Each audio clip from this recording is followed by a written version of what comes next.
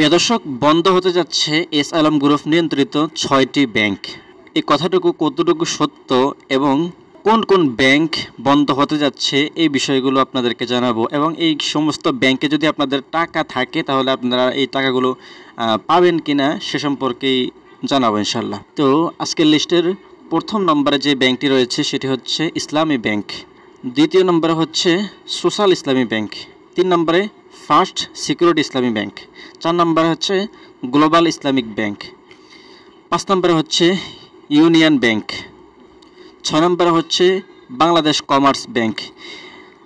এই ৬টি ব্যাংক সম্ভবত গুঞ্জন উঠেছে যে বন্ধ হয়ে যাবে, বা আসলে ব্যাংক বন্ধ হবে না। এগুলো হয়তো এস আলম গ্রুপের মালিক যেহেতু তিনি দুর্নীতির সাথে ধরা খেয়েছেন, এজন্য হয়তো মালিকানা পরিবর্তন হতে পারে, অথবা এই সমস্ত ব্যাংকগুলো অন্য ব্যাংকের আন্ডারে চলে যেতে পারে, এমন কিছু হবে।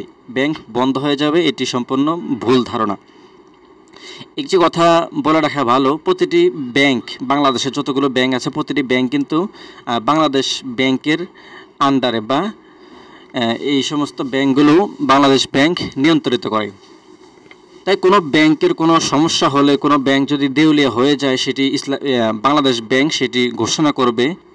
তো এক কথায় বলা যেতে পারে এই সমস্ত ব্যাংকগুলো দেউলিয়া হয়ে যাচ্ছে না, বরং এগুলোর হয়তো মালিকানা পরিবর্তন হবে।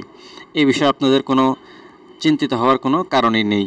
আশা করছি আজকের এই ভিডিওটি থেকে আপনি সামান্য একটু হলেও উপকৃত হয়েছেন। যদি উপকৃত হয়েই থাকেন তাহলে অবশ্যই ভিডিওতে একটি লাইক দিবেন, আর আপনার মূল্যবান মতামত কমেন্ট সেকশনে জানিয়ে যাবেন। আজকের মতো এখানে শেষ করছি। আসসালামু আলাইকুম ওয়া রাহমাতুল্লাহি ওয়া বারাকাতুহু।